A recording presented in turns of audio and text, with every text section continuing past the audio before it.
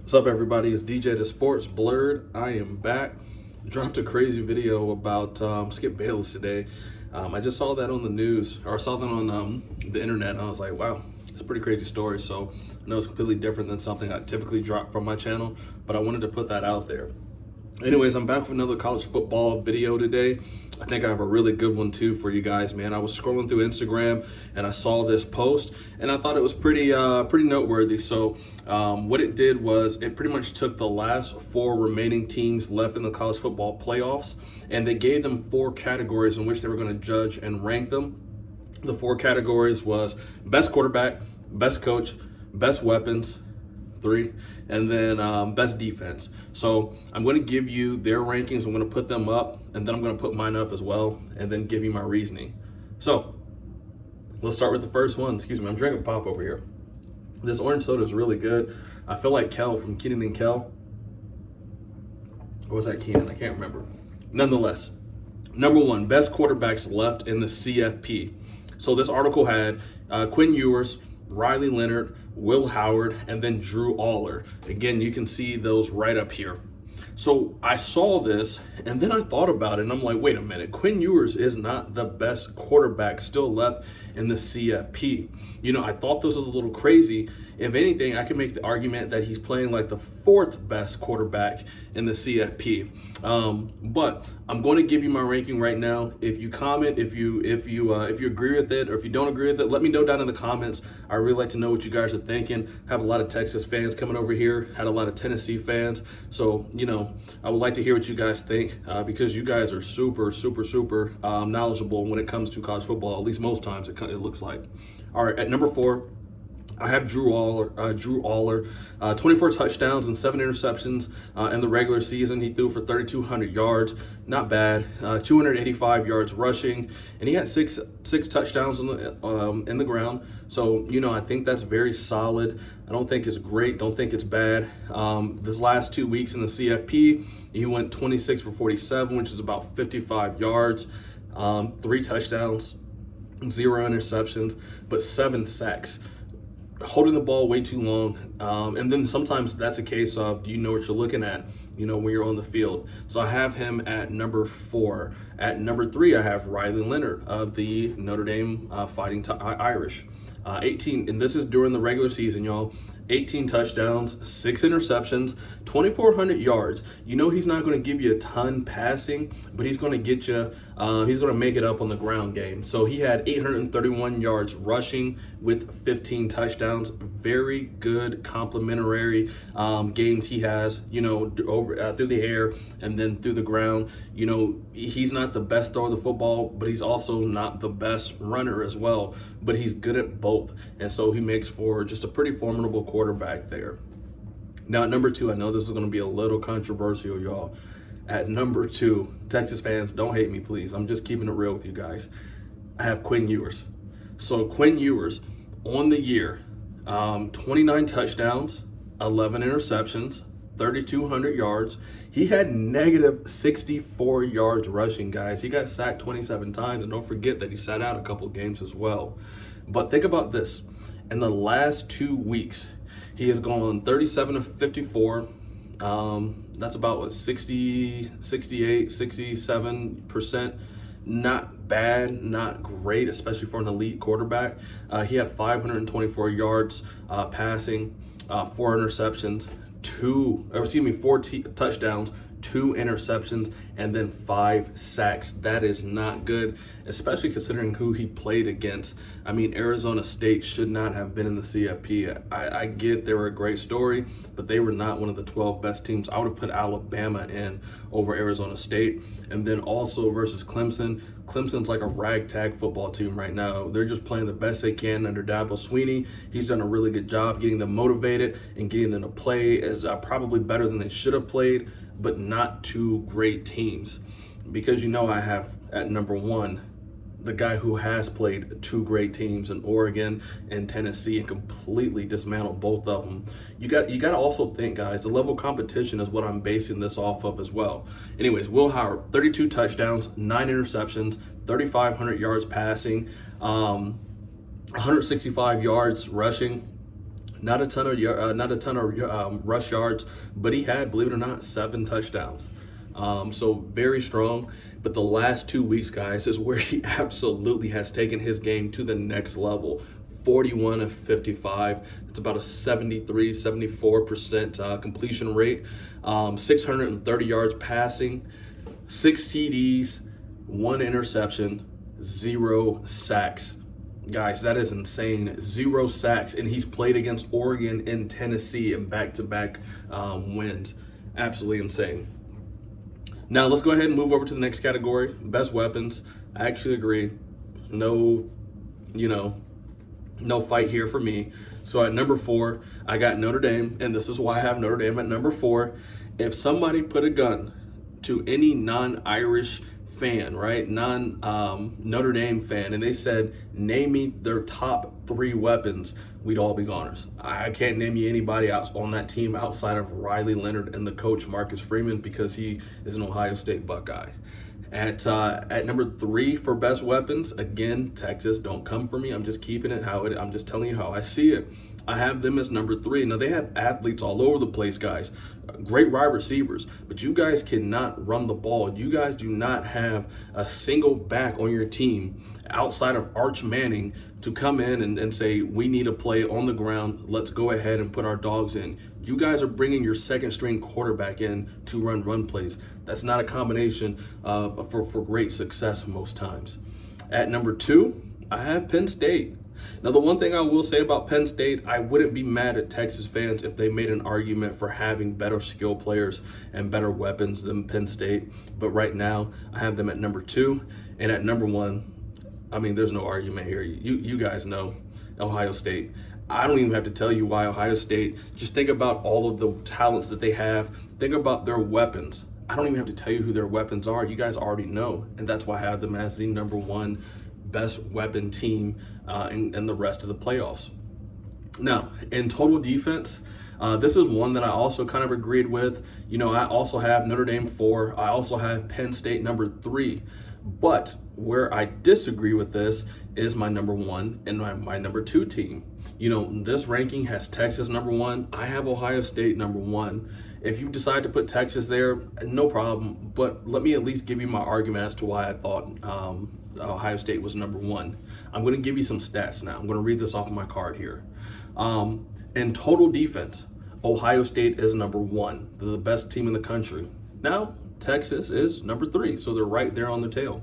In passing defense, Ohio State's number 1, Texas is number 2. In rushing defense, Ohio State's number 8, but Texas is even behind them in that category at number 10. In scoring defense, Ohio State's number 1, Texas is number 2. In red zone defense, Ohio State is number 1, and Texas is number 6. Also, think about this, guys. I told you before, I'm basing my rankings off of who these guys played, right? Who has Texas really played? Nobody. With the exception of Georgia, right? Who have they really played? And then also, who have they played and beaten? I'm not giving you credit for Arizona State, and I'm not going to give you credit for Clemson. Those are 2 games that you had to win, especially Clemson at home, and they gave them a much tougher game than even the Longhorns thought they were going to get. And then Arizona State put 31 points on them in the CFP. That is bad. Ohio State, to me, is number 1 because we've played 2 really good teams and have absolutely dominated them, okay? Now, if you go back and watch that Tennessee game, Tennessee in the fourth quarter was playing against Ohio State's second string. Tennessee had their number 1 string in. And to be honest, they got to 17 points. They should have probably stayed at about 10 points. Had our first string defense still been in the game, I doubt they give up 10 points. Texas has had pretty much their starters in all the CFP, and their starters got taken to overtime as well. And going back to that Georgia game in the SEC conference final, Georgia was moving the ball up and down the field. I mean, Texas defensively could not do anything with Georgia at all. So, and you look at who they played in the regular season, Ohio State had to play Indiana, Oregon, Penn State, Michigan, They had to play all these really good teams, and they still were able to maintain those rankings based off based off who they played. And Texas hasn't played anybody. Sure, their numbers look great, but they're not playing anybody. Now, the one thing I know you're probably going to come back at me with on this defensive thing, and this is the last thing I promise, is the takeaways. So Texas is super aggressive, right? They have almost twice as many takeaways when in terms of interceptions and fumble recoveries than Ohio State. Where Texas plays aggressively on defense, they open themselves up unnecessarily to deep plays. Ohio State plays more sound, disciplined football. So you get less takeaways, you get less flashy plays, but you get also less big plays. So Texas, you're a good defense. Ohio State, you're a great defense, okay? And that's just my rankings for that. And then finally, we're going to get into the fourth and last category. Now, this one was very interesting because I had to think long and hard about this. But this is what this guy posted. He had Marcus Freeman 1, Steve Sarkisian 2, Ryan Day 3, and then James Franklin 4. Believe it or not, y'all, I don't think that Marcus Freeman is the best quarterback still, or excuse me, the best coach still left in the CFP, nor do I think you guys think that himself, unless you're a Notre Dame Irish fan. That's probably the only person thinking that they have the best coach, or excuse me, that Marcus Freeman is the best coach. I have Franklin 4. Let's start at 4. I have Franklin 4. He can't win a big game. He has yet to really prove it to his fan base that he can pull through. I don't even think anybody in Penn State's really believing that they have a chance, in this tournament, because I think a lot of those people are looking at Ohio State on the other side of the draw, and they're like, there's no way, even if we get past Notre Dame, we're not beating Ohio State.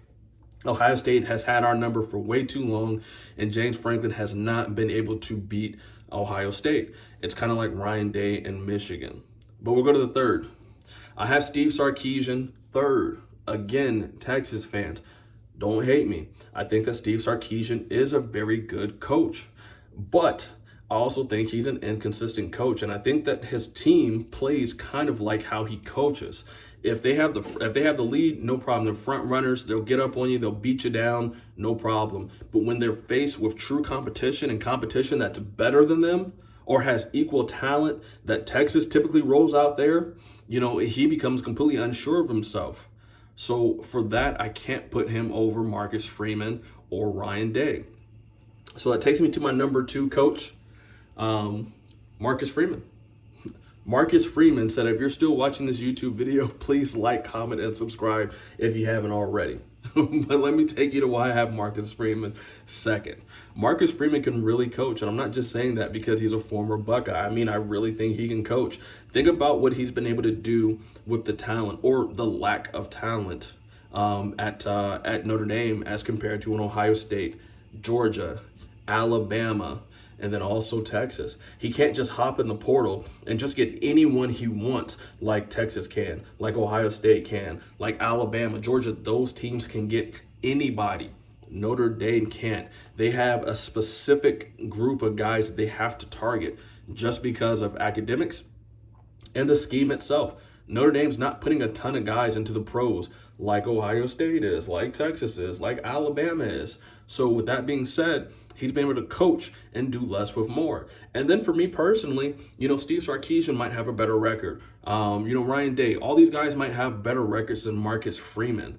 But sometimes coaching is more than just your record. It's were you able to develop your talent, or did you just take the easy way out, i.e. what they're doing in Colorado and all across the country? I shouldn't have thrown that shot because I do love Deion prime time. My bad, Deion. I know you're not going to watch this, but still, I felt that was a cheap shot. My bad. I truly mean that. But are you going to take the easy way out like some of these other coaches and just plug your pieces up in the transfer portal? Or are you going to recruit the guys, are you going to develop the guys that you recruited when you sat on their couch and you made promises to them? Are you going to keep your promises? And I think that Marcus Freeman is one of those guys that does try to do that. And then number 1, Ryan Day. It's an easy choice. Ryan Day has been there. He's done that. Now, he also is a guy that needs to win a big game. But the rest of the other three coaches, they haven't won big games either. And then when the question was asked, who's the best coach? Ryan Day right now obviously is the best coach. Look at what he's done for his staff. I mean, Say what you want about Chip Kelly. When he is on, he is on. He is one of the best offensive minds out there if he's on. If he's bad, good luck. And then he also has Brian Hartline. He has so many different guys on this staff. Brian Hartline's a head coach in waiting. Brian Hartline has made Ohio State University wide receiver university. We got Jeremiah Smith from Miami, Florida to come into Ohio State based off of the fact that he thought that Brian Hartline could develop him into something great. And it looks like he's doing just that. So that means we're going to have even more wide receivers come from all across the country to come to Ohio State because of the staff and the support. And then you go to defense, right? You look at Jim Knowles. You look at what he was able to do at Oklahoma State. Came to Ohio State, the number one ranked team, or the number one defensive ranked team in the nation. Got a guy like Caleb Downs, who is a unanimous All-American as a sophomore at Ohio State, right? You got a guy like Caleb Downs to transfer from Alabama to go to Ohio State because he believed in the staff, he believed in the coaching.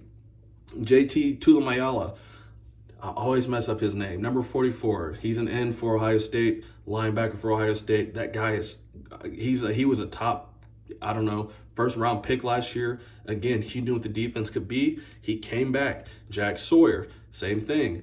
The coaching staff is very important, and Ryan Day has done a really good job of putting good coaches in good places for his team to be able to succeed. And I think when it comes to James Franklin, Ryan Day, Steve Sarkisian, and Marcus Freeman, I think that Ryan Day is just the best of the bunch. Those are just my thoughts, y'all. Again, if I'm right, if I'm wrong, let me know in the comments down below. I really love to hear from you guys. You guys are, again, super knowledgeable. So a lot of times you guys give me perspective and ideas and, things I had never even considered before. So I would love to hear from you guys. Let me know if I was right, if I was wrong. I know Buckeyes dominated this list, at least my list. But, when I was looking over the list, I tried to make sure the Buckeyes weren't number one. And I didn't find that opportunity. They have the number one quarterback. They have the number one defense. They have the number one coach, and they have the number one weapons. Tell me if I'm wrong, but I don't think that I am. Go Bucks. Have a good night, guys.